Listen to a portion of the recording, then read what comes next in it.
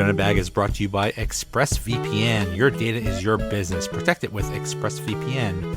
For 3 extra months free with a 1-year package, go to the link listed in my Twitter profile. What's going on, everybody? Welcome to another episode of the Donut Bag. This episode, I am talking Steelers. Usually I do it with Andrew Zerko and Jacob Harrison, but Andrew couldn't make it, so it was just me and Jacob. And we are just talking about the state of the Steelers after the bye week. And we'll see if anything changes with the lineup. We'll see how they do. Yeah, they beat the Seahawks their last game, but it was very not exactly a commanding performance when it kind of should have been. So we'll see how they do against the Browns. And yeah, hope everyone's doing well. It's been a minute since I've done a podcast, so hope everyone is well. Please subscribe wherever you listen to these podcasts. Please subscribe. Also, check out my YouTube channel. I really like doing the videos. I think it really helps. I've been doing it for, I don't know, about a month now or so. And it's a lot of fun. So especially with the way I open this podcast. Well, you'll see. Anyway, here is my talk about the Steelers. The Donut Bag starts right now. All right, I'll take any questions at this time. All right, Mr. Joey Bag of Donuts, Jacob Harrison here. Just I heard some rumors that you might be looking at doing a podcast for USC. Can you maybe clear up some of those rumors, put them to bed, accept them for what they are? Hey, guys, I don't have time for that speculation. That's a joke to me. I've got one of the best jobs in all of professional podcasting. Why would I have any interest in podcasting about college football? And that'll be the last time I address it. And not only today, but moving forward. Never say never, but never. Okay?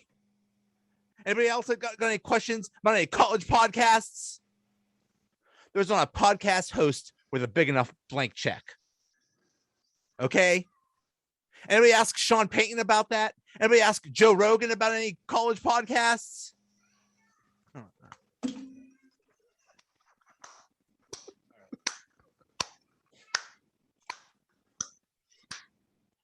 And scene. And scene. Okay. Not bad for one take. Incredible. I loved it. I rehearsed that all day. That was incredible. Oh, crap.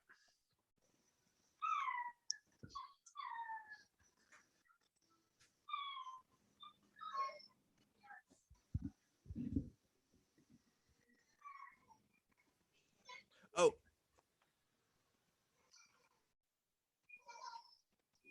Court has to ruin it. That was incredible. That shaped up to be a really boring Tomlin press conference, and then he pulls that out, and I was just waiting. I was waiting for somebody to say to bring up that question about USC, and I knew he was going to be cranky about it. But man, he's usually not that fired up. No. So I my favorite thing about it, of course, is, you know, as a journalist, as somebody in media, you know, you see everybody get bent out of shape, or, you know, oh, that damn Pittsburgh media, they're always out trying to get somebody. Poor Tim Benz. Right. Oh, he's getting killed right now. He is. And, you know, first of all, you know, Tim's doing his job. You know, somebody had to ask, and at least he had the decency to wait until after all the Steeler Browns questions were asked, you know, so all the real business was out of the way. We all knew that Tomlin was going to refute these. You know, 15 years ago, Nick Saban pretty heavily refuted the idea of being the Alabama head football coach. You know, that said, he didn't have 15 years of prior success with the Dolphins to back up his claim that he wouldn't leave like Tomlin does. But Tim was doing his job. Pittsburgh media wasn't the one out to get him. Whoever created these rumors at both LSU and USC and then perpetuated them on ESPN, which Ryan Clark took ownership of too. Those are the people that did that. It's, you know, the Pittsburgh media. I know. I blocked most of their radio hosts on Twitter, so I get it. I do. there's some things that can be cleaned up there, but I think Tim was just doing his job, man. I think I got bent out of shape. And but yeah, people are really mad at Tim Benz. Like he's Yeah. just, and he is like how could you ask him that question? How you should have worded it better. Like there's no, he worded it as well as you can. He knew what was coming. There's no good way to word it, because of course Mike's going to be mad about it. Right. How and else of course is he he's not, supposed to even act? if it's true, he's not going to say, "Oh yeah, I'm negotiating right now. Yeah, I'm on my way out the door." Like even if it was true, you're not gonna, no coach is ever going to say, "Oh yeah, I'm at the door." Exactly, especially not even halfway through the season. So, but I like to see that side of Tomlin. I like to see him get fired up like that and be annoyed and passionate. He's right. He does have one of the best jobs in the world. I told my buddies, he could have 3 losing seasons consecutively over the next 3 years after Ben retires, because it's a difficult transition to make, and he'd still keep his job. He's got the best job security in the world. The Steelers have had the same head coach for 50 something years, 60 years. I mean, that's insane. He's got job security out the wazoo. Why would you go to a college program that's been floundering, or even when it's had success, dipped right back down with LSU, and deal with these 19 to 22-year-olds? You have to completely shift the way you think. You have to deal with boosters. You have to deal with moms and dads. You got to deal with NIL now, the changing landscape of that. Recruiting. Nobody gets paid enough to recruit. Nobody. That's a ridiculous task. And all of that on top of scheming for the next week. Why would he leave the Pittsburgh Steelers for that? Nobody would. It's very rare that a professional coach goes to coach college. It's yeah, it just doesn't happen. It's like, I don't care. I don't care. As he said, who has a blank check. Like, it doesn't matter. It doesn't matter how much money you have. I mean, another thing is, look at Urban Meyer. Urban Meyer was a king in college football, and look how he's doing in the pros. Yeah. Well, look how long it's taken Jim Harbaugh to even find success at Michigan. I mean, anybody could point to Nick Saban and be like, "Oh, well, that's an NFL guy that went to the college and got it done." Yeah. Name somebody else, please. Because there's Pete Carroll, maybe. He wasn't successful in the NFL. Went to USC, was very successful, came back to the NFL, still found success. But so many things are predicated, as far as being a coach, on things that you really can't control. Look at Dabo Swinney with Clemson right now. Mm-hmm. He had a ton of success over the past several seasons. With Trevor Lawrence. Right. And thought Deshaun Watson. Thought he'd continue it with DJ Uiagalelei, who was a 5-star quarterback, number 2 player in the entire country behind Bryce Young, quarterback for Alabama. All of a sudden, he's not good. So now Dabo, his entire job security is in question, right? A little bit, not severely, but if it continued, it would be. Well, so all those things are out of your hands in the NFL, especially with the Steelers. You're more closely tied to the organization, and they understand what you're going through and understand, okay, our quarterback of 15 years just retired.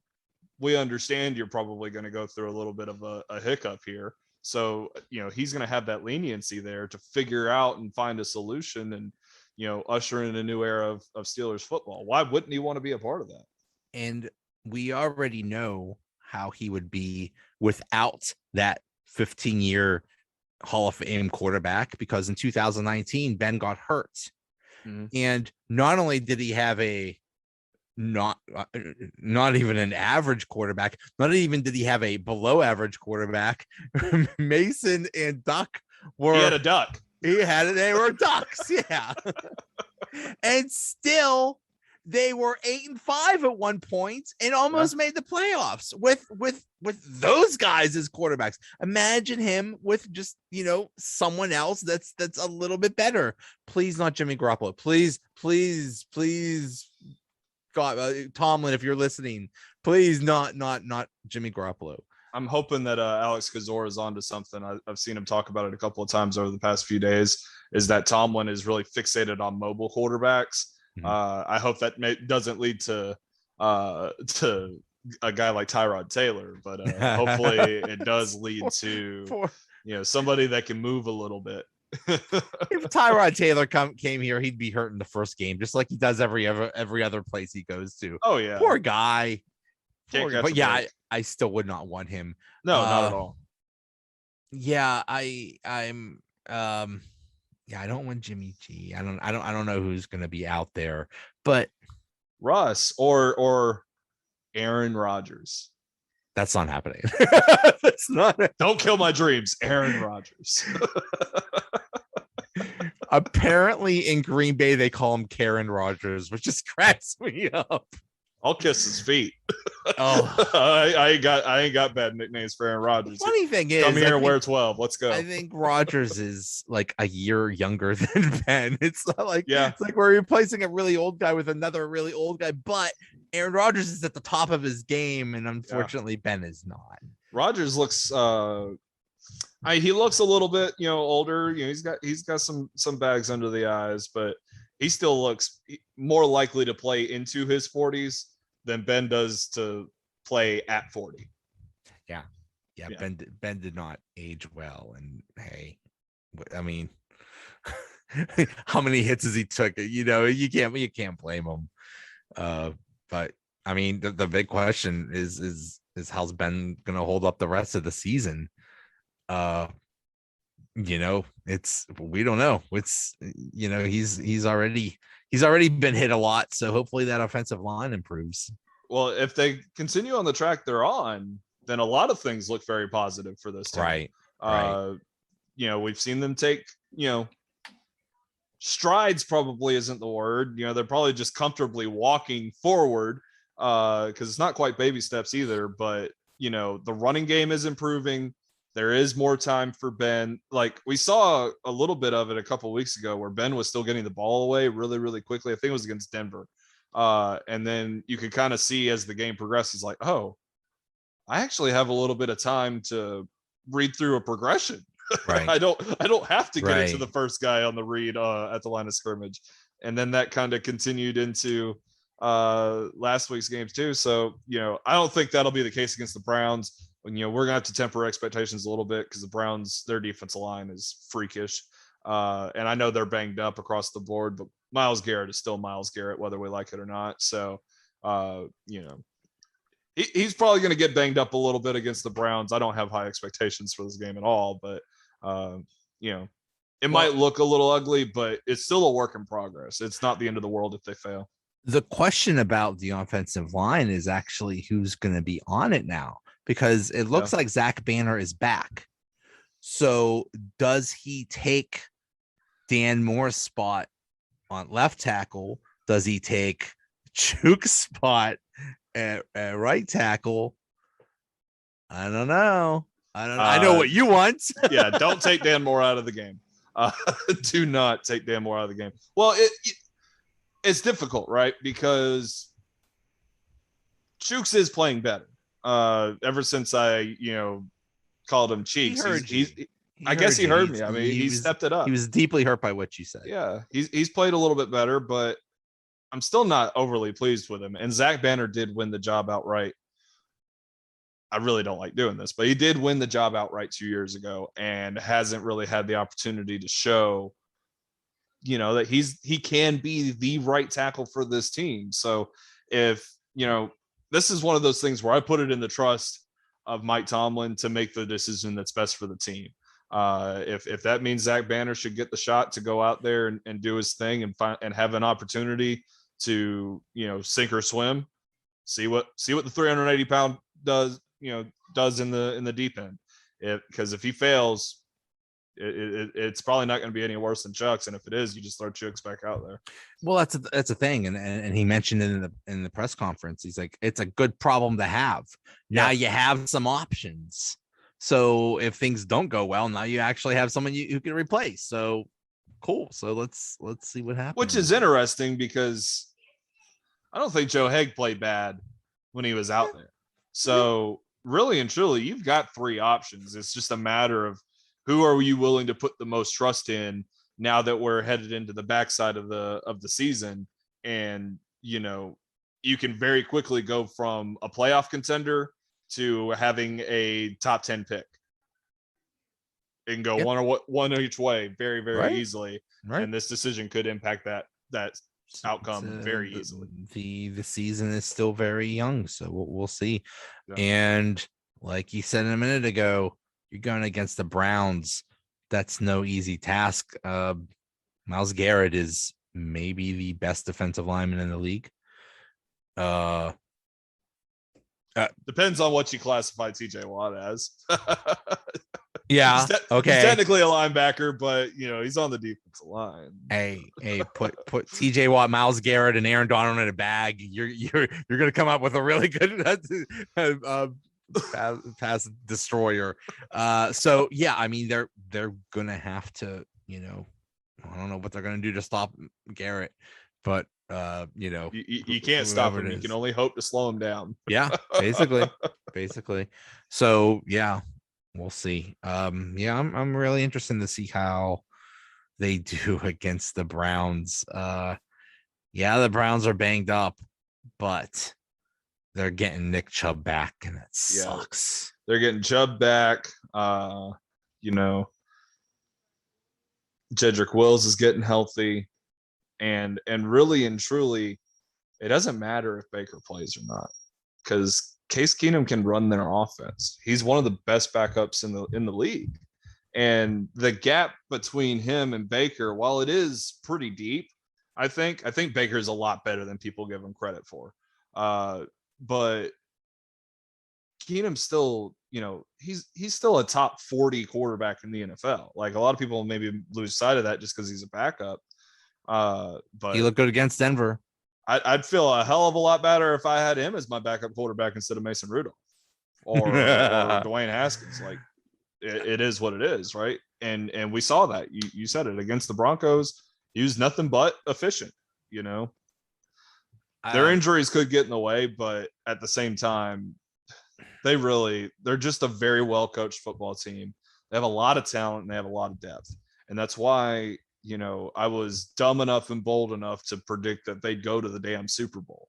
It is not baseless. It's because they have so much. They've accumulated so much, and they've got a great head coach for once. That was half their battle. They just needed a quarterback that could move the sticks, and they needed a head coach with a brain in between his ears, and that's what they've got now. So to me, it's not terribly shocking that they're struggling early, because I think their steam is going to pick up later because of some of the youth and the fact they've grown so much in free agency. But they're still really, really good, and I don't anticipate Pittsburgh will win the game. We'll see. I think Case Keenum will play, and I'm not as high on Baker Mayfield, but as hurt as he is, he's not even, I don't even know if he's 50% of himself when he was playing. So right. It'd be foolish to risk it. I mean, you got a fracture in your shoulder. Like, leave it alone. Like, you're not going to lose your job. You're still going to get paid. They're not moving on from you. Like, that's just media talk, dude. You're the quarterback of the future there. You're not playing so badly that they should move on. Or it took them 20 years to find you. They're not leaving you. Okay. Yeah. So don't risk it. Like, that's just as a football fan. Don't risk it. Because all it takes one time is TJ Watt getting past and him, because Watt strips at the ball, which is going to strip at your arm. Like, you got that ball right here, like, your left arm goes the way it's not supposed to. You're done for the season, and his team's Super Bowl's opportunity is shot. Or they're forced to believe in Case Keenum and move on from you because you were dumb enough to play. So, no, as strictly as a football fan, not as somebody who's a fan of a rival team. Don't be dumb enough to go out there and play. Hey, kudos to him for toughing it out. I mean, he's been in pain for a while now. So yeah, dude, you've proved yourself. You're tough. You're not losing your job. So don't worry about it. But I mean, but the thing that scares me is okay, now that they have Chubb, now that they're getting a little bit more healthy, they're not. It doesn't matter who the quarterback is. Yeah. I mean, that Dearness Johnson kid played out of his mind. So he fits in for Kareem Hunt easy. Like he's it's one of those situations where if you have a really good offensive line, it doesn't really matter who your running back is. You're going to run the ball. And the way that the Steelers were so bad at defending the run against Seattle, it's scary. Yeah, I hope that was a situation. I think maybe it was Chris Wormley said that they just weren't prepared for Seattle to go that direction. And I don't know why you wouldn't be. Geno Smith's their friggin' quarterback, and Alex Collins has lit you up before when he was wearing purple and black. But well, they were up 2 scores. So right, it's like, well, the conventional wisdom is, well, if we're up 2 scores in the second half, we're going to expect them to throw. Right. So it's like, but at the same time, 30 minutes is a lot of football. You can stick to your game plan and come back from 2 scores. And you're talking about a team that loves to run. So yeah, exactly. Like, and you know what? The first few times, they're Alex Collins is just running wild on you. Maybe start to adjust. Don't wait so long. It's like, it's like that one meme with Anakin Skywalker and Padme. It's like, you're gonna stop running, right? Right? You're gonna stop running, right? And he just looks at him. So I really wish the Steelers would get healthier on the defensive line. No offense. It'd be great if Stephon Tuitt could come back. It would be amazing. I mean, losing Tyson Alualu just really, that was a really underrated player, and that was a big loss. So Cam Hayward is having the season of his career, and all right, Isaiah Buggs, all right, Mondo, all right, Wormley, let's do something, because it's a little scary. Another person, I don't see a Brett Kiesel in that group. Yeah, I don't see a guy that has no business being good. That was a 7th round pick. That's just gonna all of a sudden be Cam Hayward's right hand man. I don't see that guy. Right. Come on, Loudermilk or whatever. Come on. Loudermilk's played well. He's all right. He's just a rookie. And, we'll see, I mean, as far as expectations for him, because social media burned down in Steelers verse, because that guy might not have been drafted in the 7th round, and it's like the Steelers liked him. He's got good size. He's comparable, to certain guys, but he's played well. I think he's not ready to be like a replacement for Tuitt, or even make you feel good that Tuitt's out and he's playing. But I like his upside more than I do Mondu or Wormley. I'm sure as hell more than Buggs. Yeah. Roll Tide. Yeah. So we'll see. Buggs is, if you were to rank the Steelers from Alabama, Buggs would be last on that on any list. behind JC Hassenauer. Well behind JC Hassenauer. Oh, God. It hasn't been good, man. He played just well enough in the preseason to keep his job. It was just yeah. The other person I guess should step up is Devin Bush. I don't know. Yeah. I hear, well, he's actually not that bad, but still that's a crappy argument. This is something I've talked about a lot with on my show covering Alabama football is, because we're having off-ball linebacker issues here too. I know everybody thinks we're perfect. We have problems. Our off-ball linebackers avoid guards, right? They run away from them. They avoid shedding blocks because they're small, they're athletic. They don't necessarily make a lot of plays within 3 yards of the line of scrimmage. Devin Bush kind of plays the same way, but he's got an excuse. He's still within that time frame of coming back from an ACL injury. Right. So I understand kind of the trepidation that he might be playing with. That being said, it's not like he got a lot of tackles for loss at Michigan either. That was something that, some of us maybe overlooked a little bit too much. He's never been, he's not Lawrence Timmons, like he's not going to plug the A gap and instill fear on the running backs. What he's going to do is run around and make plays. He's a sideline to sideline linebacker. He'll get you in the backfield. He'll get you there because he's going to use his speed to get you. But if it's up to him to stop somebody that's already busted through the line, you're kind of screwed. Yeah, and that's the problem where with the evolutions in linebackers right now is you can't have the best of both worlds. There's no way to just merge Robert Spillane and Devin Bush together so that you got a guy that can meet Derrick Henry in the hole, but you also got a guy that you feel confident in a hook zone. It's very hard to find those guys right now because those guys are Fred Warner, they're Bobby Wagner, they're the best linebackers in the NFL, and the Steelers just don't have that right now. But I will say this, for Devin Bush, I understand it. So, this is basically his second year in the league. And his first year, we saw a lot of exciting plays that we're not seeing right now, but there wasn't an ACL injury in front of that. So I'll hold off true criticism for him until we're, maybe at this point next season. But at that point, it's starting to play for contract and for fifth-year option kind of stuff. So you really do have to step up at that point and show that you can be a Pittsburgh Steeler linebacker, not just a run-of-the-mill guy that plays in the NFL at linebacker that just because he's manageable in coverage.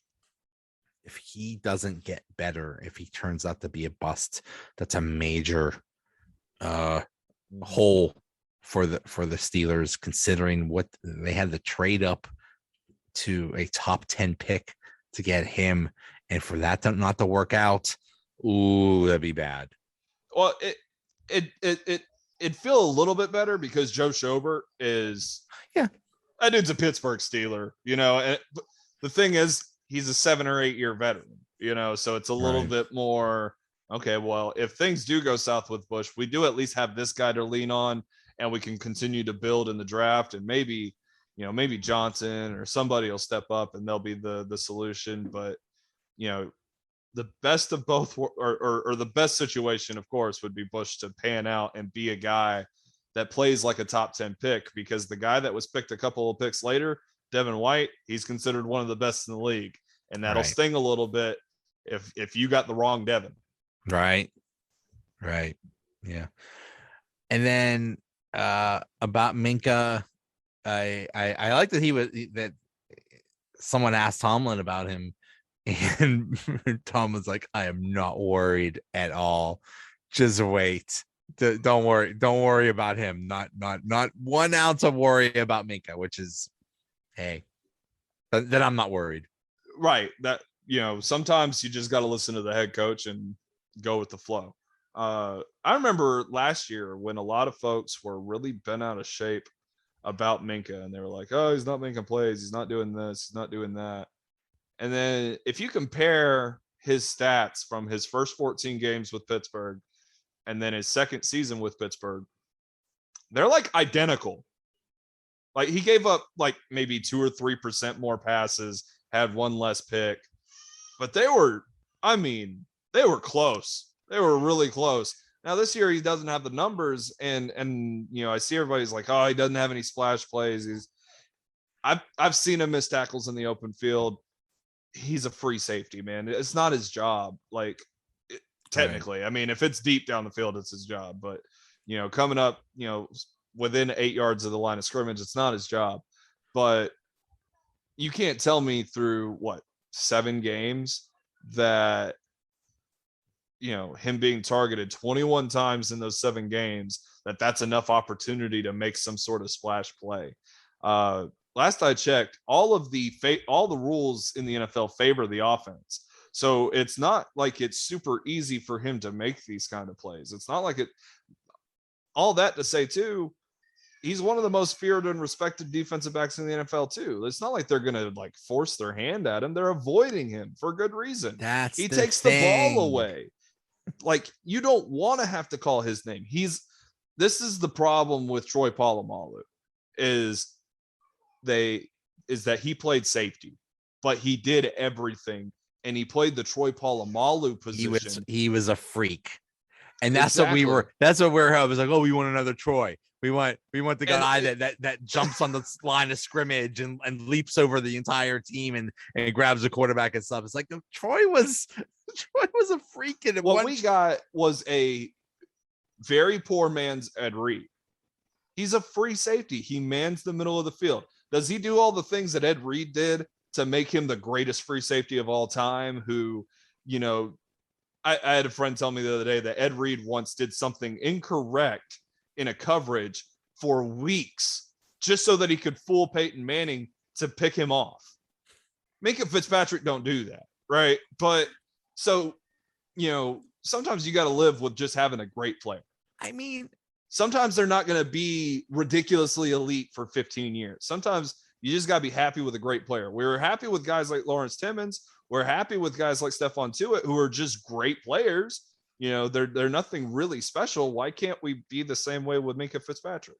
Just because we gave up a first rounder? If you have a really good cornerback or a really good safety, the other team's not going to throw at that player. Right. So you can't say, well, he's not doing anything. His presence means that he's not going to get thrown at.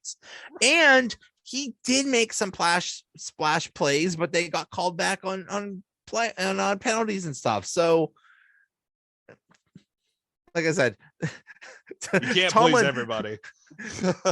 Tomlin got mad about one thing at his press conference. He was not mad about Minka at all. He's like, he just did not have a care in the world.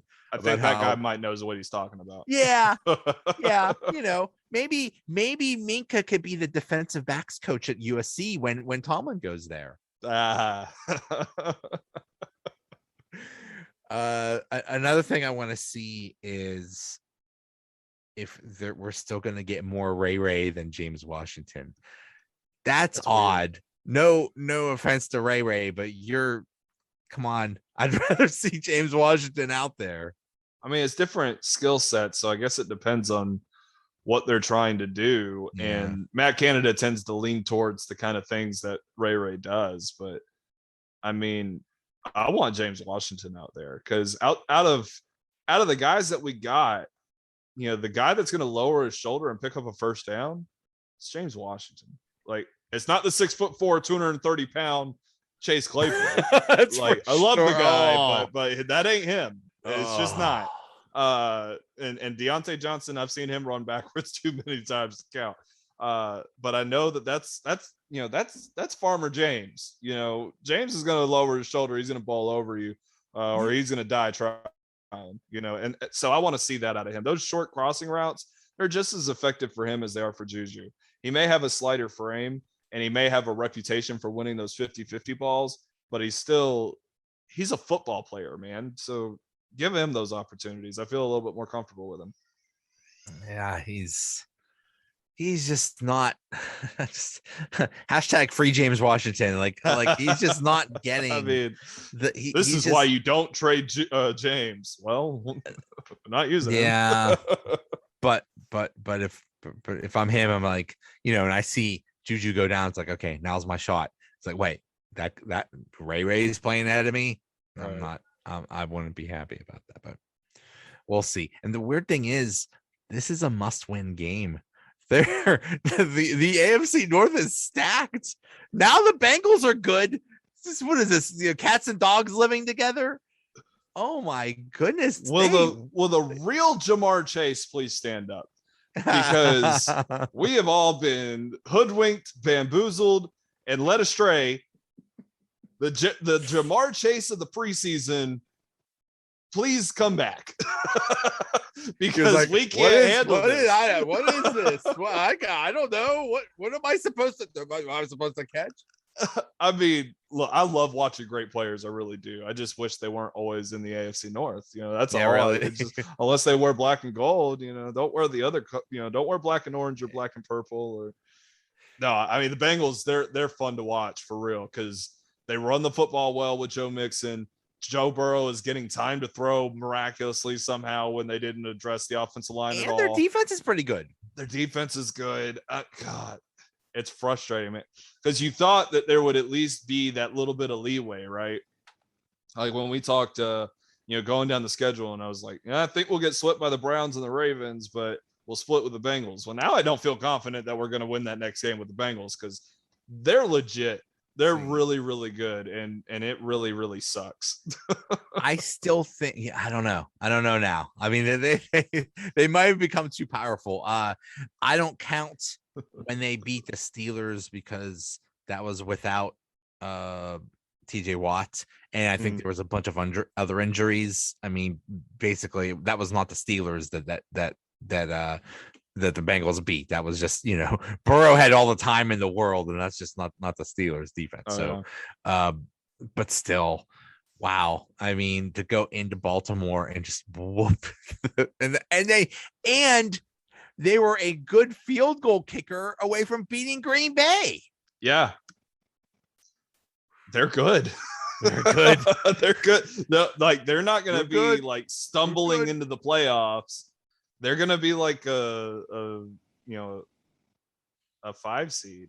It's like, I mean, they could damn well win the division. I mean, I know it's early, but right now I think they're the 1 seed or some crazy crap like that. Yeah, I mean, but still, we'll see. The Chiefs will figure it out. The Ravens will figure it out. The Titans are figuring it out. So I don't know if the Chiefs are going to figure it out. I think they will. I hope they will. I don't know. They might have a lot of problems. I don't know. This is, we'll see. We'll see. I wonder if Mahomes is just like in his head a little bit, like, oh, I can do that. And it's like defenders have figured out that split second of when he thinks he can do something. And that's the difference. But he's good enough to figure it out. Every play he's trying to score that 40-point touchdown and trying to, just win the entire game on every play and put the entire team on his back. And it's like, dude, that's you got to go Mac Jones. You can't go broke taking a profit. Dump it down for 3 yards, man. Yeah. Take your shots when they come. Yeah. And I mean, that I don't know what the draft history of the Chiefs is, but I don't think it's good. And it's finally catching up to them when you have a quarterback on the largest contract ever created, that does not help. So I did see something that said, imagine if instead of drafting Clyde Edwards-Helaire, they drafted Jonathan Taylor. That would be scary. That would be because then when Mahomes is bad, you actually have somebody to turn around and give the ball to. I mean, good Lord. The best quarterback with the best running back with an awesome wide receiver and an awesome tight end. Yeah, you're not stopping that. But hey, I mean, at the time when they drafted Helaire, everybody's like, "Oh, that's awesome! Oh, it made a ton of sense. Great pick." So, hey, hindsight's 2020. Well, I don't think they utilize him like that because, like you said, they're pushing the ball downfield so much that they're not taking what's underneath. They need to utilize Zach Ertz.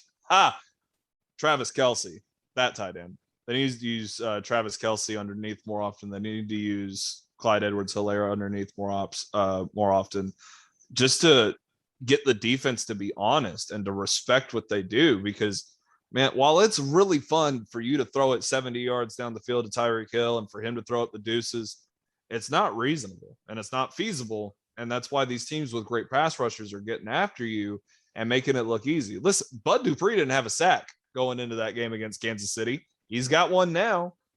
I think you're making it too easy on these guys. Yeah. It's almost like maybe, slow it down and maybe have like a long drive. Cause I mean, your defense sucks. So maybe just, the best defense is a good offense and just, I don't know. I mean, I figured they would figure it out by now, but, or their defense would get better, but it hasn't happened. So I don't know. But I mean, I think the Bills are the best in the AFC. I think that they're the number 1 team now. Now the Chiefs are blah. And I mean, who knows? I mean, it's just who knows what's going on with the Ravens. What's funny though is the Bills are kind of getting it done the same way that the Chiefs used to, and are trying to. They just launch the ball down the field all the time. They don't really have a great running game, but they've got Not at Emmanuel all. Sanders deep down the field. They've got Stephon Diggs deep down the field. They got Cole Beasley deep down the field, and Josh Allen's just a flick of the wrist, and it's gone. They're just yeah. And their defense is incredible. And you know what was the criticism of the Steelers last year? There's no running game. Well, Bills don't have a running game, and they seem to be okay. Yeah, trust me, I have Zach Moss on my fantasy lineup. I don't get jack from him. Yeah. Yeah. So yeah, it's gonna be real interesting. Basically, the Steelers are just going to have to there's not a lot of room for error when you got possibly every single team in your division is really good. So we're used to being one of those teams. We're used to being the Ravens and the Steelers and the Bengals are really good and the Browns are really bad. And, we just go on business as usual. We're not used to being last. It don't feel good. Why can't we be in the AFC East with the Dolphins and the Jets? The Jets. It's an easy 4 wins right there. I mean, the Jets looked so good a couple of weeks ago. They got their first win, and it just came crashing back down to earth. Everybody gets hurt. And it's like, there you go, Robert Saleh. That's what it's really like to wear green.